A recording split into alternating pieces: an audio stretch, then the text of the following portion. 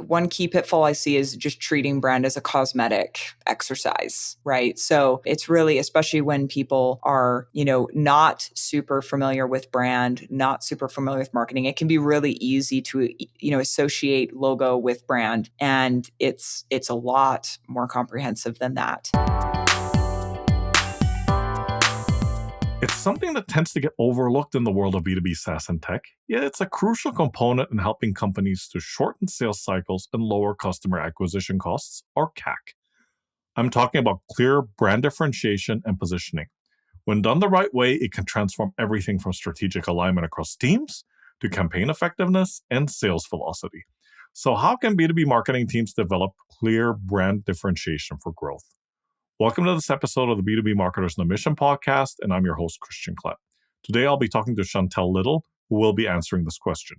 She's the founder and CEO of Tiller Digital that helps B2B SaaS and tech companies scale through strategic, customer-centric marketing. Tune in to find out more about what this B2B Marketers mission is. Okay, and away we go. Chantelle Little, welcome to the show. Thanks for having me, Christian. I appreciate it. Great to have you on the show. We had such a great pre-interview conversation, and I'm really looking forward to this discussion because, man, this is something that's so important. And I'm not saying this because I also do branding, but it's just something that I think is really important. I personally feel from my own experience, it's something that tends to get overlooked a lot. Yeah. Right. Especially in the world that you operate in, which is in B2B SaaS and tech. All right. Yeah. So I'm going to keep the audience in suspense a little while longer while I go through the first question. Okay. Perfect. Sounds good. So you're on a mission to help B2B SaaS teams clarify their story, sharpen positioning, and build websites that drive pipeline. And who doesn't want that? Right? I think is the better question. But for this conversation, I'd like to narrow it down to the topic of how clear brand differentiation and positioning shorten sales cycles and lower CAC. So for those that don't know what CAC is, it's customer acquisition cost. So let's kick off the conversation with two questions, and I'm happy to repeat them. So question number one, why do you believe that brand differentiation is the most underrated growth lever in B2B? And question number two, as a follow-up, where do you see many B2B SaaS companies struggle? Yeah. Well, maybe I can kick off with the differentiation and positioning pieces. I think one thought that comes to mind is that differentiation from a branding perspective has always mattered, but the market has changed a lot in the last decade, but even in the last 18 months, last 2 years, it has shifted a lot. One of the things that has changed so much is that the SaaS market in particular has matured a lot over the last number of years. And I love to follow all the stats on what's happening in the market. And if you just consider that we're like mid 2020s, and it's like the SaaS market is roughly 300, 400 billion. And a lot of data out there suggesting that market could double between now and 2030. So in the next 4 years kind of thing, we might see that market reach closer to 700 billion. So I share that because a decade ago, when people were entering the SaaS market, there was less competition, there were fewer people to actually compete with. By nature, there were fewer buyers as well because less companies have shifted a lot in terms of their use of SaaS products in operating their businesses. But the market has shifted. So it's more mature. There's more competition. There's higher expectations that come with that as well. And then the other thing, in addition to saturation in the market, is that the barriers to entry have dramatically lowered. Right. So I think last week I was reading an article about yet again another company that has used Lovable to launch a product in market within 2 weeks and generated millions of dollars of revenue. I'm worried about misstating the facts. So, but it was like millions of revenue in a short period of time. So when the barriers are lower, the market is saturated, there's more of a need for differentiation. And I'm really passionate about that because if we communicate the same story and if we communicate sameness, we're never going to win. AI, obviously, Lovable is a good example of an AI platform companies are using, but it also has accelerated the ability to create products, but also it is contributing to sameness. Like if you put your competitors into AI and you ask it to spit out positioning for you and your key messaging, it's a great start. And I'm actually a huge advocate of using AI for those steps, but probably talk about that a little bit later in the podcast too. But it's really critical that human judgment is layered into that work. Otherwise, brands will be just spit out from AI, and by nature, they will probably become more similar, not more distinct. So those are a couple to answer kind of the first question on why I think it's underrated. I think if companies can really nail that, it really helps with getting traction, and not just, a little bubble of success, but long-term traction and long-term performance, which is really key. That's a big one for brand. So hopefully that helps. And then I could go into like some of the things where I see companies really struggling. I think there's a few areas. I think that a lot of companies really, if I'm talking early stage for a moment, a lot of companies that I've worked with or I've seen have really struggled to understand the power of getting those foundational brand pieces figured out. So if I use positioning as an example, if you don't get your positioning correct, all the money invested after that really might, not work in the way that you're hoping it will work. So it's kind of going to that foundational layer and really making sure the foundation is solid and then building off of that foundation. Worth saying, hard to get it right, like the first time. You're constantly iterating on your positioning, not just in the early stage, but as you scale up. I go back to our positioning as a company, every year, if not more frequently than that. And you start to tune and experiment and hone it. But I think the core piece is that if you don't position yourself, you will be positioned by the market, and it may not be in your favor. So being intentional and strategic about that, it may be seemingly insignificant, but it's really, really critical in terms of getting momentum. So that's just kind of one thing, is like undervaluing brand, which I know we're going to talk about more here today. Absolutely. Absolutely. No, thanks for sharing that. And that's something that like really, when you brought it up, it makes me clench my teeth. And I just like, because every time, I mean, not always, certainly there's companies that we work with that they either do get it or they're open to a different perspective, right? Yeah. But more often than not, especially in B2B, I always find that there's always got to be somebody down there that pushes back on the whole branding aspect and says that's a complete waste of our time. Yes. Right. And I feel, and perhaps this has been your experience as well, but not to sound harsh, but ignorance is bliss. Yes. Right? Because, if people don't understand something, the danger is, well, if I don't understand it, then perhaps it's not that important. And nothing can be further from the truth. Yeah. Right. So what's your take on that? Because I mean, you must, in your day-to-day dealings with clients, especially in those sectors that you serve, you probably get some pushback on, well, why should we do this foundation piece? Why should we do this branding? Like, it just sounds like it's going to run up, like, our costs. It's more investment. Why should we do that? We should focus on generating pipeline instead. What's your take on that? Yeah, I definitely have experienced that. So it's a great question, and have come up against that a lot. And I don't like generalizations, but generally speaking, a lot of founders that I've had the opportunity to speak with and work with over the years are not necessarily coming from a marketing background. And often not coming from a sales background as well. They usually have a specific area of expertise. It could be domain knowledge, it could be subject matter knowledge, but they're very focused on the product itself, especially in the SaaS space. So it's very product centric.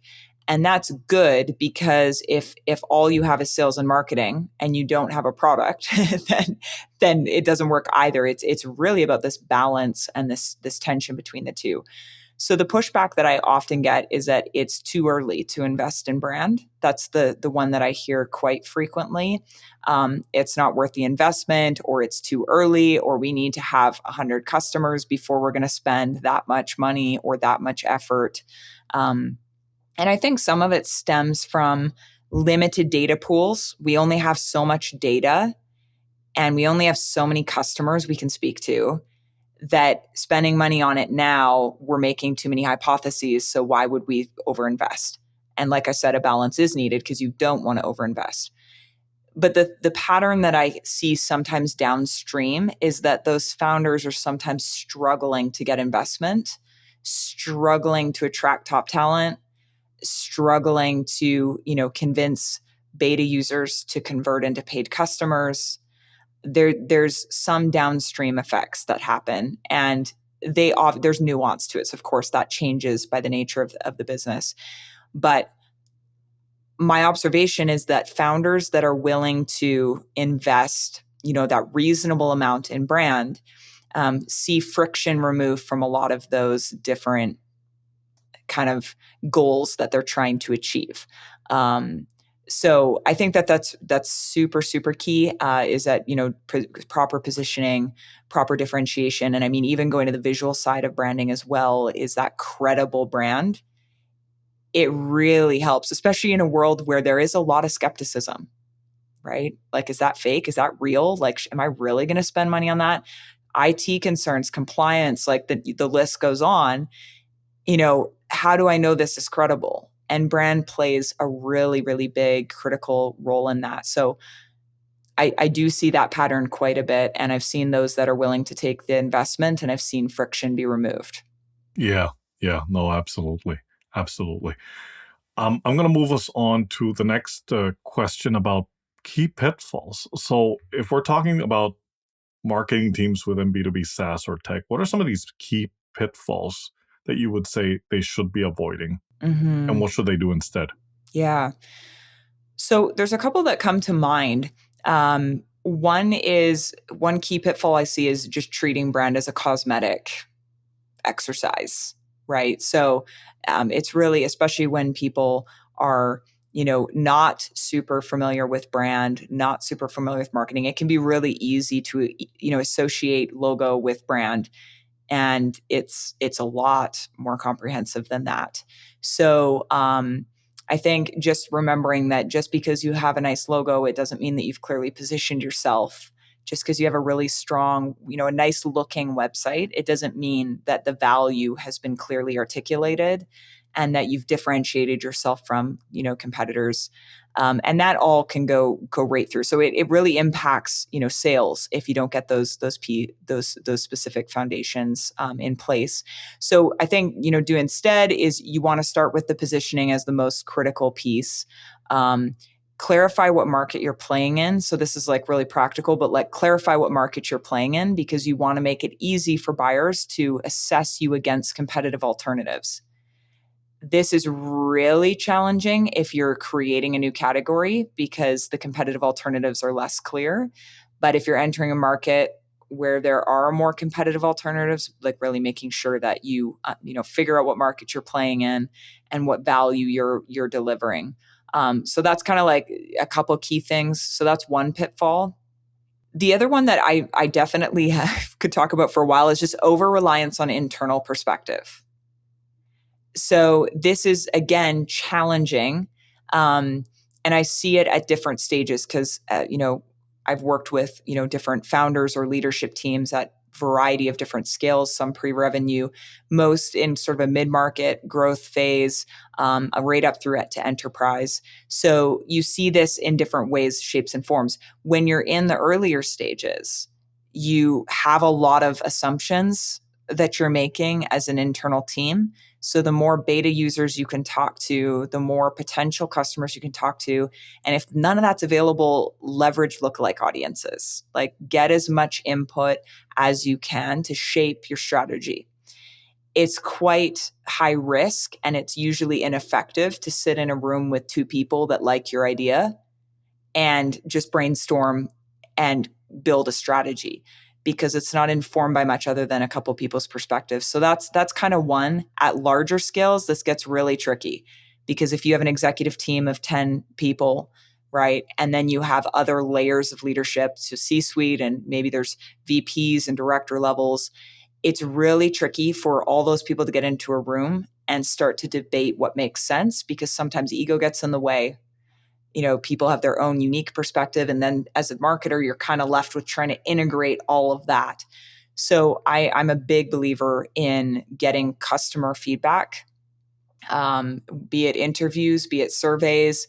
If you're a B2B tech company or SaaS company, looking at competitor reviews on G2, like looking for patterns in vocabulary, in how people talk about pain, solutions, whatever it might be. If you don't have G2 profiles, like, you can go and look at your competitors' G2 profiles and start to look at what people are complaining about, and what they're celebrating about your competitors, and you can mine for patterns there. So that's another pitfall, is just like over reliance on internal perspective, and then the cascading effect of all the assumptions that are made in that process as well.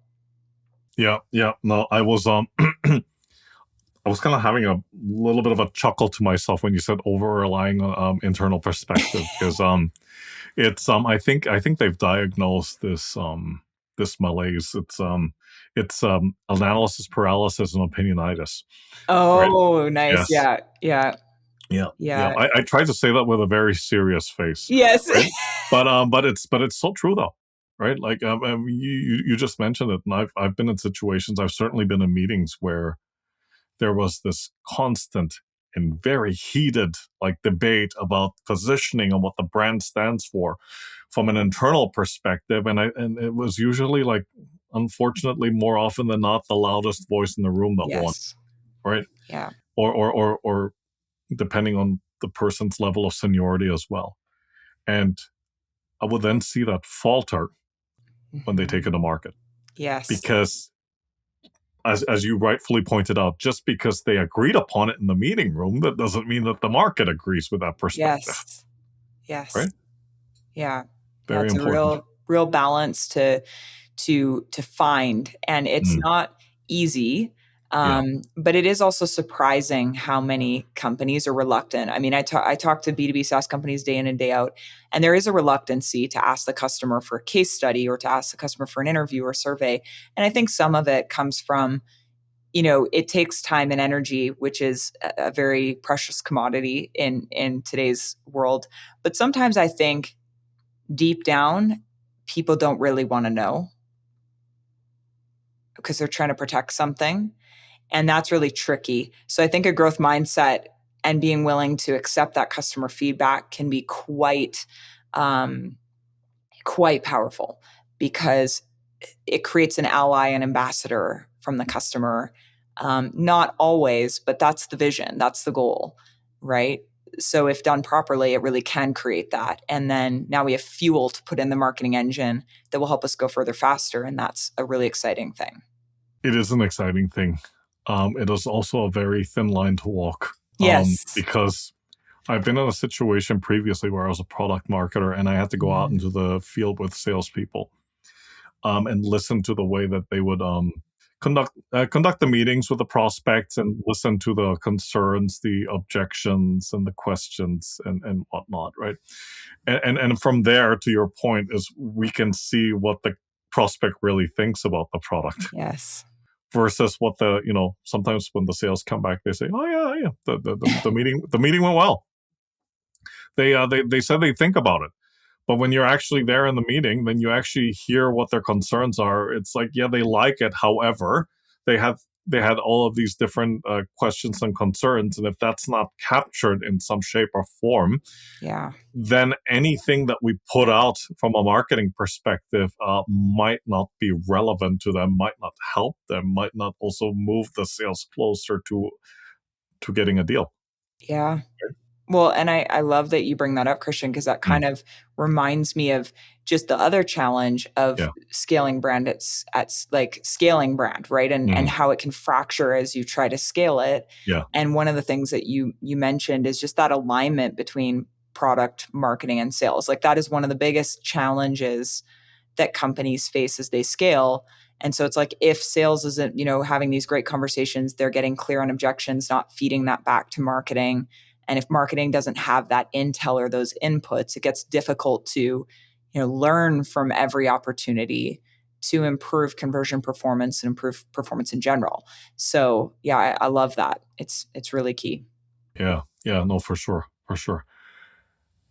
We already talked about this a little bit, like how to deal with pushback, especially from Mhm. founders. And, more often than not, they're not from a marketing background, they're not from a sales background. But I think the question that I want to ask you is basically, how do you convince them, or how do you prove to them? I think is the better word.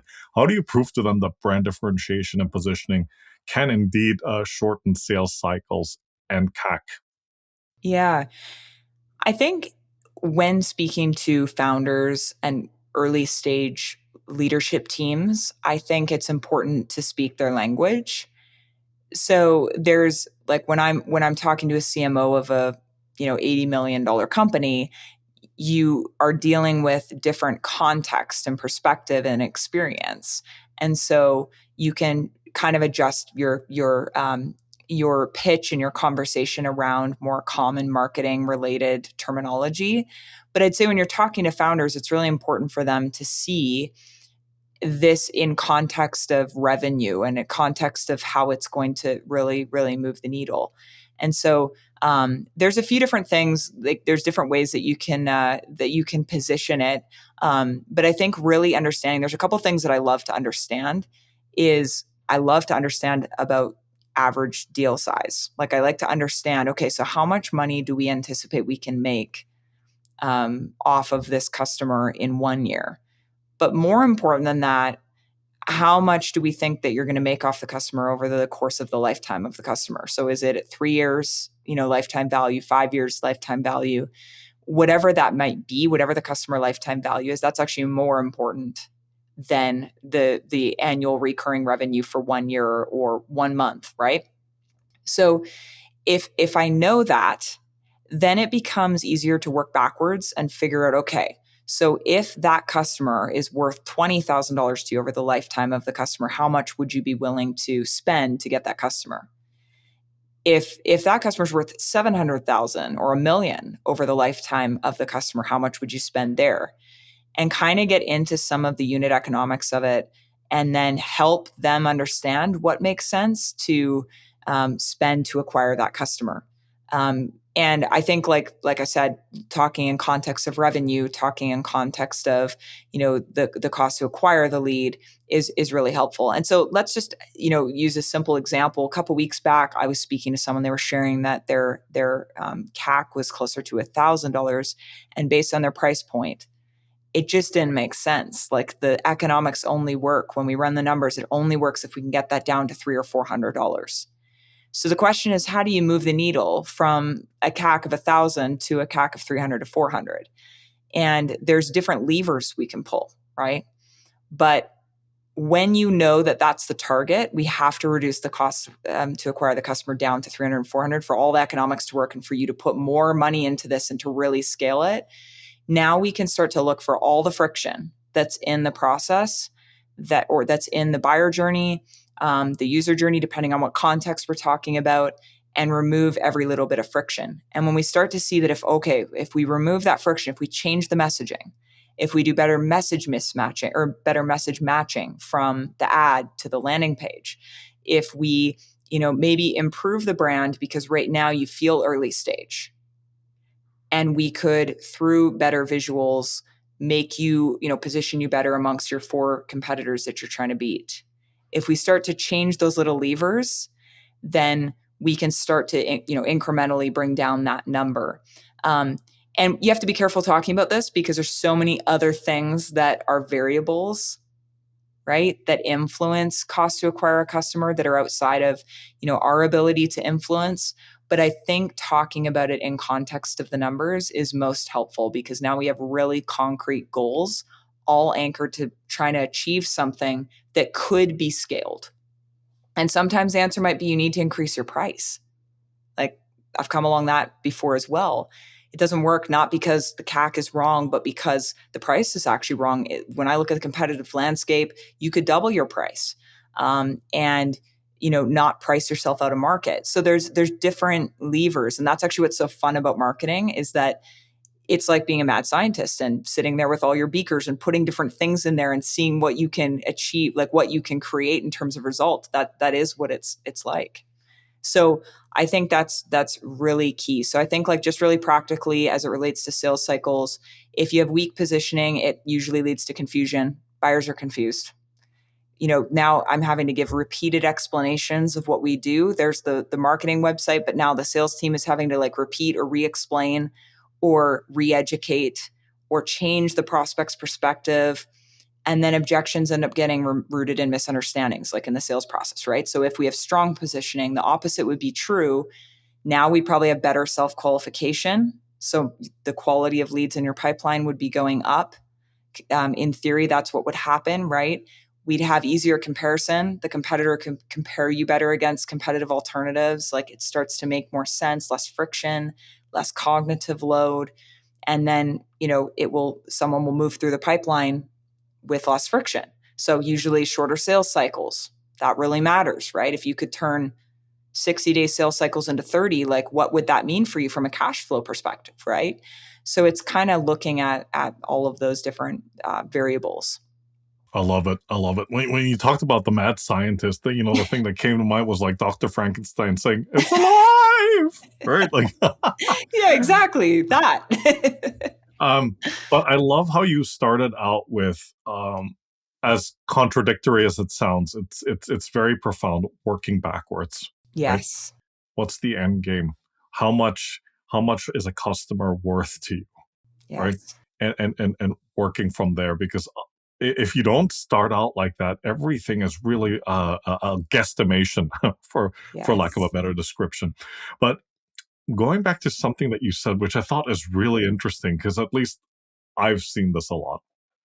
Do you think a lot of this, the issue with differentiation and positioning as it pertains to SaaS and tech, also stems from this might sound oversimplified, but it stems from an actual lack of understanding of who the customer is and Yes. what their pain points are, and how you have the ability to address those pain points versus like, oh, look at our platform with all these neat features, right? Yes.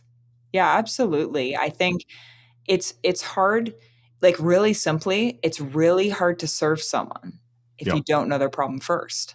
Right. Right? And I think that's why I don't remember the exact quote, and I should Mhm. look it up because I keep misquoting it. Okay. That whole concept of like, if I had to solve a problem, I'd spend 90% of the time solving the problem, and then whatever 10% of the time executing against that to actually solve the problem. Mhm, Something mhm, like that, mhm, right? mhm, mhm. It is some of that. It's kind of like if we don't know the problem, if we don't know the pain, it's really hard to solve it. So I think putting adequate energy into understanding, defining the pain is really critical. Absolutely. Absolutely. Okay. You've given us quite a bit now, but like walk us through these steps, right? Like whip out that magic formula of yours. I mean, I'm joking. We know that it's not magic. There's a lot of Yeah. hard work that goes into this, right? Yeah. But walk us through these steps, that process, right? That helps B2B SaaS teams find their differentiation and strategic positioning. So what steps do they need to take? How can they, I should say, conduct research, generate insights, and move rapidly? I think the name of the game is speed too, Yes. right? Like a lot of these Yes. guys, especially founder led, they don't have 5 years to Yes. prove what they have is working, Yeah. right? We're talking about months here, right? Yes. Yeah. Yeah, no, that's such a great question. So I'll Mm, I'll try to do this in a way that's easy to, please. you know, kind of explain. Mhm. So the first part is really defining the market. So in order for us to do positioning, like step one, define the market. A couple key questions you can ask is what category are you in, right? That's really key. And then what are the competitive alternatives that exist in the market? I'm a big April Dunford fan. There's a lot of frameworks out there, a lot of books out there about this, but she uses the language of competitive alternatives, and I've really taken that and leveraged that because I think you want to understand who people. What I find is that when you start to ask what are the competitive alternatives, you might realize that the category you originally said you play in is not quite the right category. So if you ask both questions, you can use them to hone in on the right spot. For early stage founders, I think narrowing in early is really key. And then you can expand really intentionally and strategically later down the line. So what I mean by that is it's really hard to get traction with a new product in market when you're trying to solve 30 problems. We've talked to so many founders where it's like, well, we can do this, we can do this, we can do this. We're solving this problem, this problem, this problem, this problem. And so it gets difficult because you need traction. So it's either, simplify the number of problems you're solving, or maybe simplify how many industries you're trying to go after. Like start in your best hypothesis industry, get traction there, and then expand later. But I think it's just being careful about that from a positioning perspective. So that's kind of step one, just a couple key questions you can ask. Step two is gathering those inputs. So, for customer interviews, that's something that you can do on your own. You can work with an agency to help you do that. I know that can be really challenging to get people's time. But for that, it's really about designing the right script. It's about making sure that you kind of maintain some continuity through those interviews so that you start to be able to mine for patterns versus changing up the question set every time. Leveraging customer surveys, that requires that you have an outreach list. But often you can, build a bit of an outreach list from the network of folks on your team. But I would say on that one to be really, really careful about narrowing in on the right persona, like the right person, so that you don't get, the wrong type of input and the wrong type of data. One other thing that, is really effective is doing a competitor messaging audit. So if you pull up all your competitor websites, and you can use AI to also help you get a start on it at least, you can pull up those websites and basically try to create a bit of a map, right? So it's like, what is the positioning of each competitor? And then what's their core value prop? Like that's also really helpful outside of positioning. What's a core value prop? And then what are some of the key messages that are being highlighted?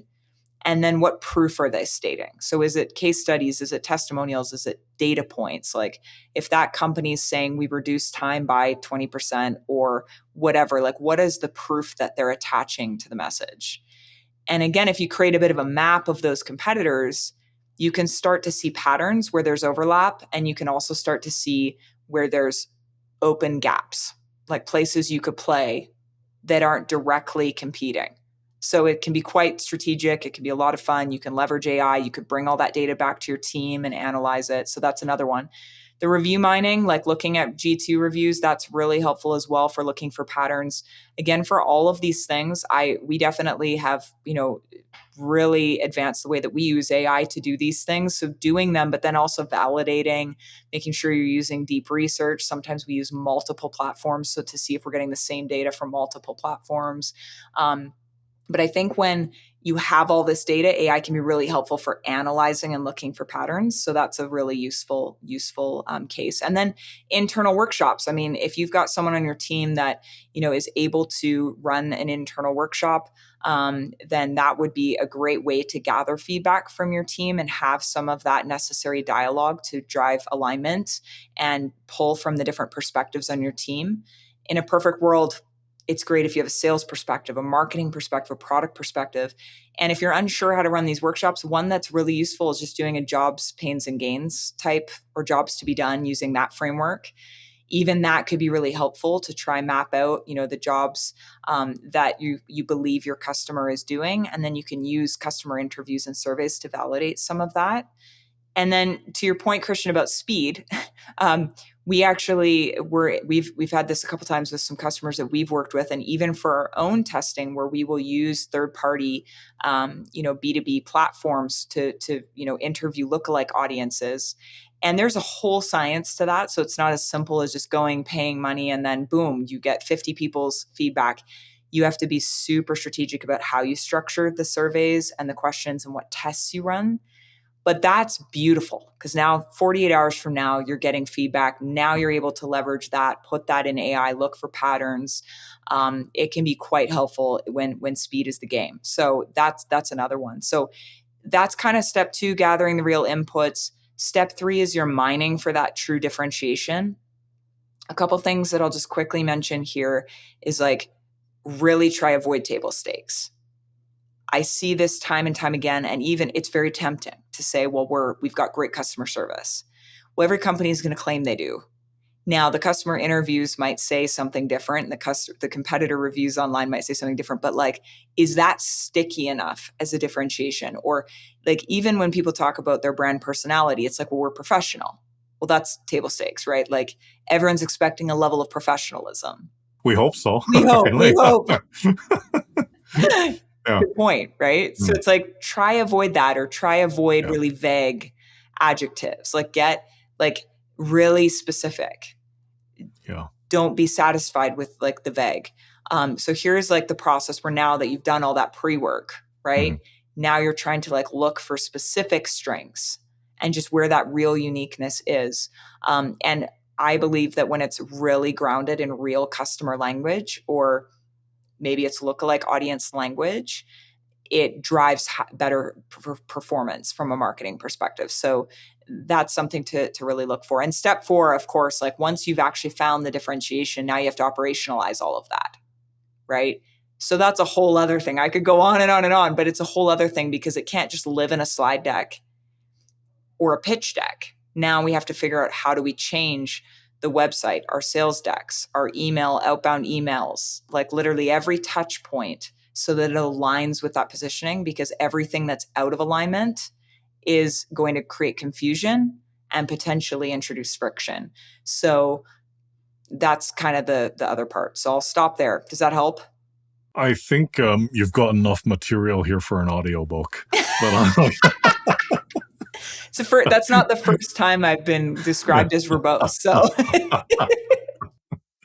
but jokes aside, I mean, I think that was quite comprehensive, and thank you for walking us through that. And no, I appreciate the amount of detail that you've provided here, because it is again, one of the reasons why we agreed to discuss this topic on this episode is because this is a vital component that tends to get overlooked, because they feel like it's not such a big deal, or it's something that's easy to come up with.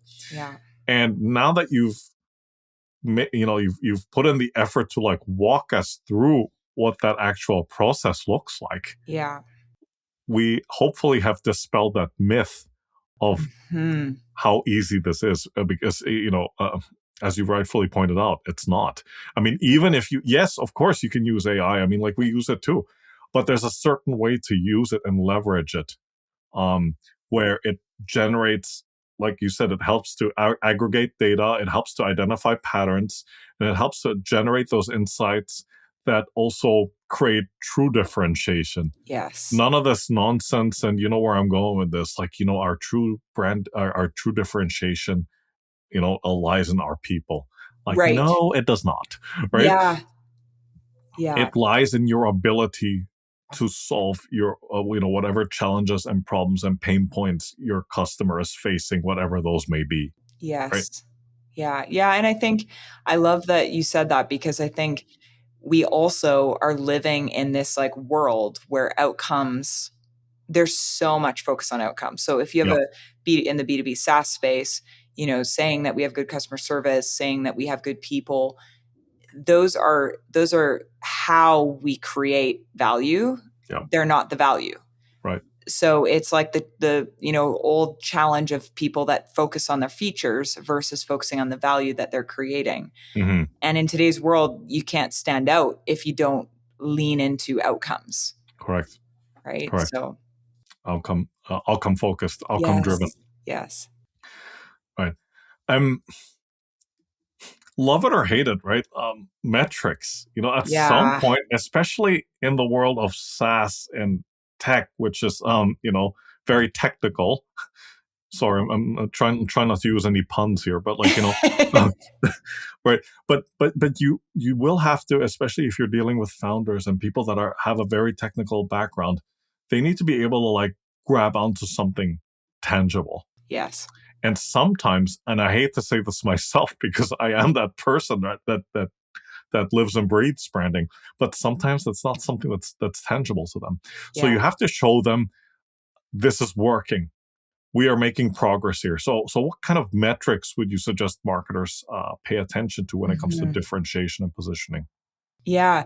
Yeah, it's a great question, and you've already alluded to the fact that Mm, measuring brand performance is like the thing that mhm. every marketer wishes they could do with higher degrees of precision and accuracy, because when they're sitting, especially we work with so many mid-market marketers, and I hear about them going into the C-suite meetings, the board meetings, and I hear how difficult it is for them to get approval on brand investments, because like everyone wants demand. We want X, pipeline by the end of this year. We want this many MQLs, marketing qualified leads, by July, whatever it is, right? There's these high expectations for performance, and usually more tendency to focus on demand investments than brand. So I think there's a number of metrics. Like I could go on and probably do an audiobook on that one too, Christian. But the one that I thought was worth maybe highlighting, because I think it's not talked about enough, is this concept of unaided recall. And it's a little bit tricky to measure that as well. But I think what conceptually, I try to encourage founders to think about is that at any given point in time, only 5% of your market is like in market ready to buy. So if we run any demand campaigns, we are focused on converting that 5% into customers, right? But the other 95%, we don't want to alienate them. We don't want to forget about them, because they're not in market today, but they might be tomorrow. They might be next month, next quarter, next year. So how can we build some mental availability with that 95%, so that when they go in market and they become in the category of the 5%, they think of your brand first? Right? That's the like the recall piece. So typically, we encourage people to think about what buying triggers, what moments in time happen that essentially prompt someone to move from the 95% that aren't in market to the 5% that are in market. And then we try build campaigns and marketing around those buying triggers. But the key point is that we do that to build mental availability, right? So I think of it like this. When you think of this category, so I'll just use CRMs, customer relationship management. When you think of this category of customer relationship management, who comes to mind, right? HubSpot, Salesforce, Yeah, right? yeah, yeah, So you exactly. kind of want to be the one that comes to mind. Mhm.